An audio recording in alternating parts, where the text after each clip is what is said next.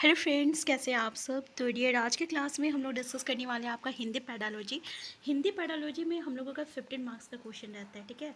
और हिंदी जो रहती है ये दो पार्ट में रहता है। एक पैडालॉजी का 15 मार्क्स रहेगा और आपका कॉम्प्रीहेंसन रहेगा और प्लस ग्रामर रहेगा। ग्रामर का जो रहेगा 2-3 क्वेश्चन रहेगा और बाकी जो पैसेज रहता है बहुत ही ईजी रहता है। तो 15 मार्क्स यहाँ पे आप इजिली जो है इसमें 13 या क्वेश्चन जो 13 मार्क्स जो है स्कोर कर सकते हैं, बाकी का 15 मार्क्स। चलिए स्टार्ट करते हैं आज का क्लास पैडालॉजी का, ठीक है। पहला क्वेश्चन है आपका कि भाषा की पाठ्य पुस्तकें, पहला ऑप्शन है भाषा सीखने का एकमात्र साधन है, संस्थान है, सॉरी। दूसरा है अभ्यास परक ही होनी चाहिए। तीसरा है साधन है और चौथा ऑप्शन है साध्य है। तो भाई हमारा करेक्ट आंसर क्या हो जाएगा। तो यहाँ पे करेक्ट आंसर हम देखें तो देखिए एकमात्र जो होती है ना, ये एक तरह का, या केवल हम लोग बोले केवल या एकमात्र, ये एक ही है।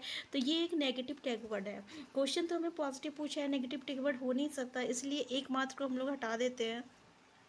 अभ्यास परक होनी चाहिए, ठीक है, ऐसा नहीं अभ्यास परक होनी चाहिए। भाषा की पाठ्य पुस्तकें जो है एक साधन है। आंसर थर्ड जो रहेगा ना, ये इसका करेक्ट आंसर हो जाएगा। नेक्स्ट क्वेश्चन है पत्र और पत्रिकाएं भाषा सीखने में त्रुटियों को बढ़ावा देती है। पहला ऑप्शन बड़ों के पढ़ने की वस्तु है, तीसरा है साधक है और चौथा है बाधक है।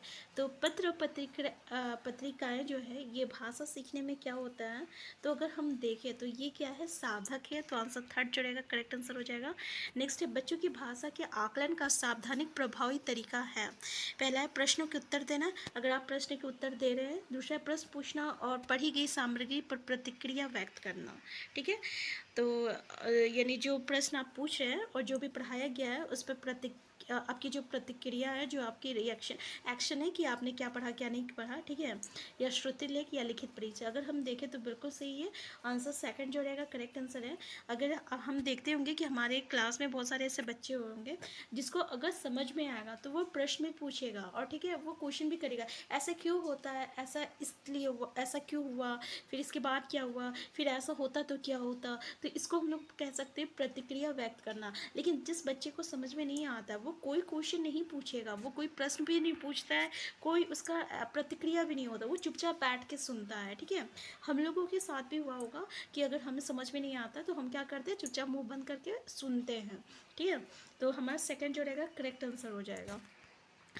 नेक्स्ट क्वेश्चन है निम्नलिखित में से कौन सा भाषा शिक्षण का उद्देश्य है। पहला ऑप्शन है भाषा सीखते समय त्रुटियां बिल्कुल ना करना।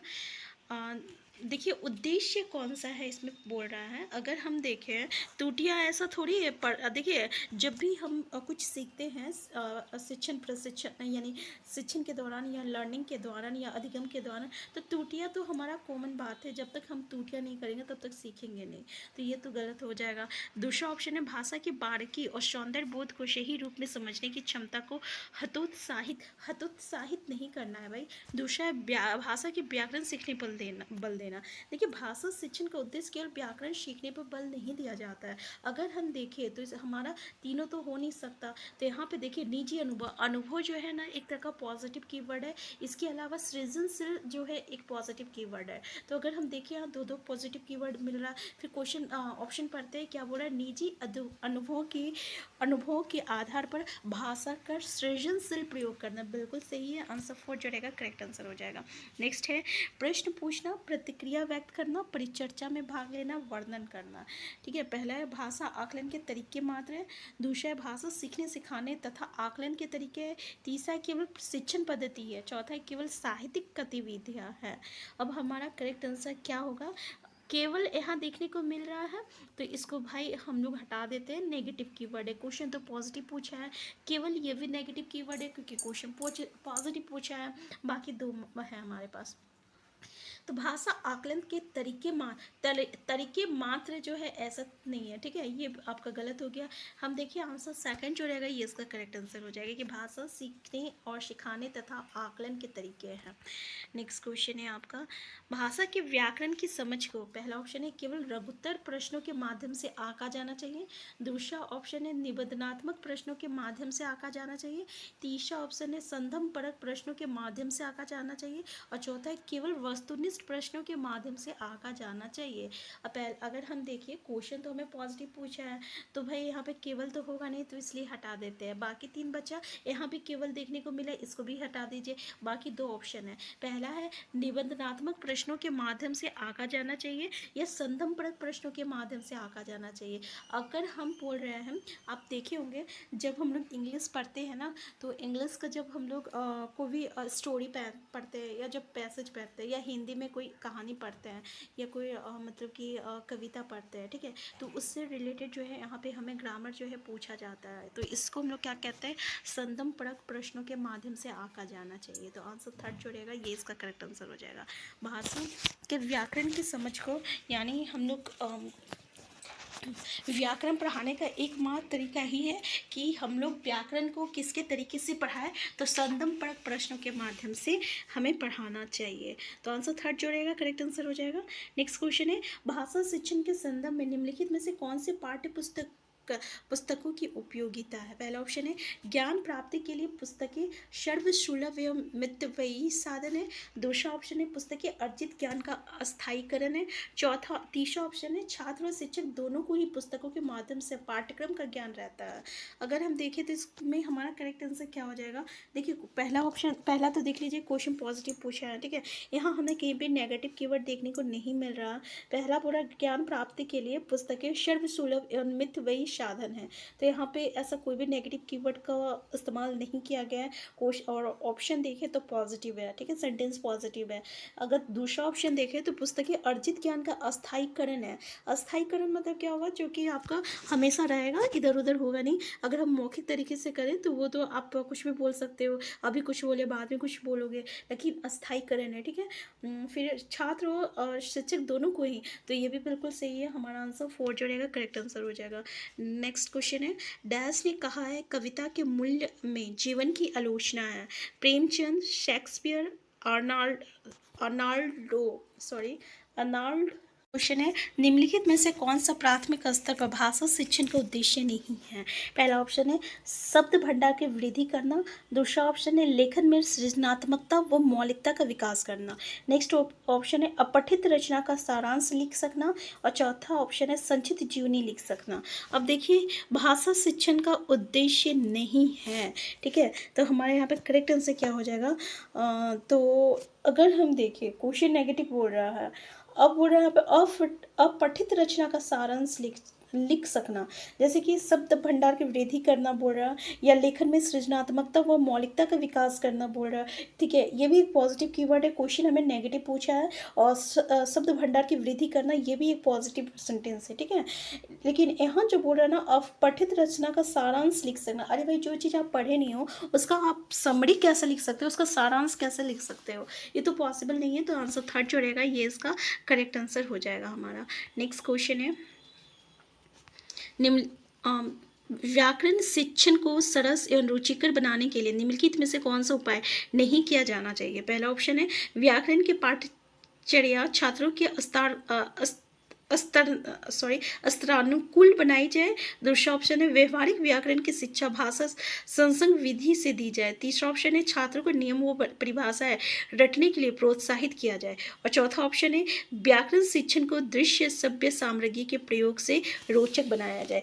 अब देखिए भाई यहाँ पे हम देखिए क्वेश्चन बोल रहा है नेगेटिव कि कौन सा नहीं होना चाहिए, तो आंसर भी तो हमारा नेगेटिव होगा ना। रट्टा मारना एक नेगेटिव कीवर्ड है, क्वेश्चन जब नेगेटिव बोला है तो आंसर भी नेगेटिव हो जाएगा। तो छात्रों के नियमों परिभाषाएं रटने के लिए प्रोत्साहित करना चाहिए, ये जो है आपका करेक्ट आंसर हो जाएगा। अब समझ में आया कि अगर क्वेश्चन नेगेटिव पूछा जाता है तो हम लोग सिर्फ कीवर्ड देके हुए हम लोग इजीली जो है पेडालॉजी के क्वेश्चन को सॉल्व कर सकते हैं।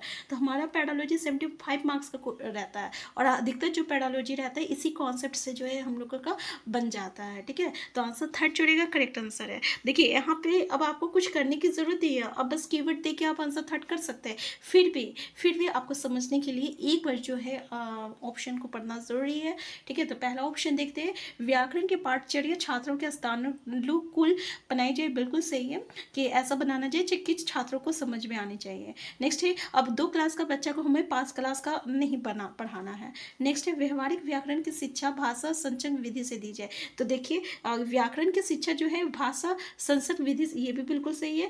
और व्याकरण शिक्षण के दृश्य शब्द सामग्री के प्रयोग से रोचक बनाया जाए।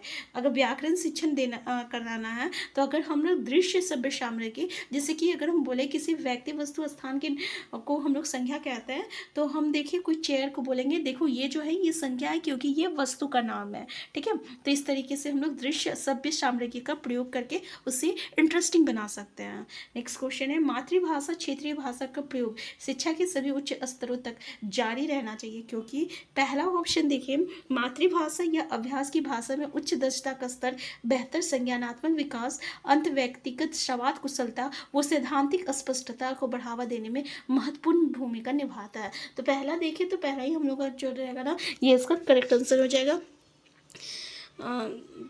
तो पहले ही जो है करेक्ट आंसर हो जाएगा। नेक्स्ट क्वेश्चन है आपका कि भाषा सीखने और सिखाने की प्रक्रिया में अर्थ गढ़ने का आधार मुख्यतः है। पहला ऑप्शन है शिक्षक द्वारा अर्थ बताना, दूसरा शब्दकोश देखना, तीसरा पाठ्यपुस्तक, चौथा है समाज संस्कृति परिवेश। तो देखिए भाषा सीखने और सिखाने की प्रक्रिया में अर्थ गढ़ने का आधार मुख्यतः क्या होनी चाहिए, तो अगर हम देखिए करेक्ट आंसर क्या हो जाएगा, समाज सांस्कृतिक परिवेश हो जाएगा, सांस्कृतिक परिवेश हो जाएगा, आंसर 4 हो जाएगा। नेक्स्ट है पाठ्यपुस्तक भाषा शिक्षण में मुख्यतः क्या सहायता करती है, बच्चों का आकलन करती है, बच्चों को विभिन्न प्रभों की जानकारी देती है, व्याकरणिक नियम कंठस्थ कराती है, फिर भाषा की विभिन्न छटाएं प्रस्तुत करती है। हमारा करेक्ट आंसर क्या हो जाएगा, तो भाषा की विभिन्न छटाएं जो है प्रस्तुत करती है। नेक्स्ट है कविता शिक्षण में कौन सा तत्व उसे गद्य से अलग करता है, भाषा प्रयोग की छटाएं, योग्यता, सेकंड ऑप्शन, तीसरा है भाषा शोस्टों की महत्वता, या चौथा ऑप्शन है भाषा भंडार की वृद्धि। तो अगर हम देखें तो हमारा करेक्ट आंसर क्या हो जाएगा, तो भाषा शोस्टों की महत्वता हो जाएगा, ठीक है, आंसर थर्ड हो जाएगा। नेक्स्ट है कहानी कथन के उद्देश्य में कौन सा पक्ष शामिल नहीं है, सृजनात्मकता का विकास, भाषा के लिखित रूप से परिचय, शब्द भंडार का विकास और कल्पनाशीलता का विकास। तो कौन सा शामिल नहीं है, अगर हम देखें तो करेक्ट आंसर हमारा आंसर 2 हो जाएगा यहाँ पे, कि अगर हम कहानी कथन कह रहे हैं तो इसमें लिखित रूप से परिचय, भाषा के लिखित रूप से परिचय ये शामिल नहीं है, ठीक है। हम लोग कल्पना कर सकते हैं कोई कहानी के बाद कि बताओ इसके बाद क्या हुआ होगा, फिर इस कहानी में जितने भी वर्ड आए होंगे उससे हम लोग का शब्द भंडार हमें का विकास होगा, फिर यहाँ से सृजनात्मकता का विकास होता है, ठीक है। तो ये तीनों करेक्ट आंसर हैं। तो ये था हमारा आज का पैडालॉजी का क्लास। आपको क्लास कैसा लगा प्लीज़ कमेंट बॉक्स में बताइएगा। हम फिर मिलते हैं नेक्स्ट क्लास में। चैनल बनाए, चैनल को सब्सक्राइब कर लीजिएगा। Thank you.